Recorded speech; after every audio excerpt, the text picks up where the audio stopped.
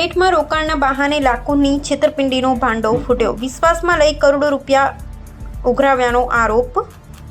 Umreth police સ્ટેશનમાં રોકાણના નામે છેતરપિંડીની ફરિયાદ નોંધાઈ. આરોપી વસીમુદ્દીન ઇકરામુદ્દીન કાજી સામે BNS કલમ 318(4) હેઠળ ગુનો દાખલ. ફરિયાદી પાસેથી ₹14.50 લાખ મુથુત ફિનકોર્પના એક્શન ગોલ્ડમાં રોકાણ કરાવવાના બહાને લીધા. આરોપીએ માત્ર ₹7.50 લાખ પરત આપ્યા. બાકીના ₹7 લાખ પરત ન આપ્યાનો આરોપ. 21 દિવસમાં નફા સાથે રકમ પરત આપવાનું વચન આપી વારંવાર બહાના બનાવ્યા. ફરિયાદીને અસલી સોનાના બદલે શંકાસ્પદ નકલી દાગીનાવાળું પેકેટ સોંપ્યાનો આક્ષેપ. તપાસ દરમિયાન સામે આવ્યું કે ઉમરેઠ તથા આસપાસના 26થી વધુ લોકો પણ સમાન રીતે છેતરાયા હોવાનો દાવો. આરોપી 2 વખત ઘર છોડીને ફરાર થઈ ગયો હોવાનો ફરિયાદમાં ઉલ્લેખ. ઉમરેઠ પોલીસે સમગ્ર નાણાકીય વ્યવહાર અને અન્ય સંભવિત પીડિતોની વિગતોના આધારે તપાસ શરૂ કરી છે.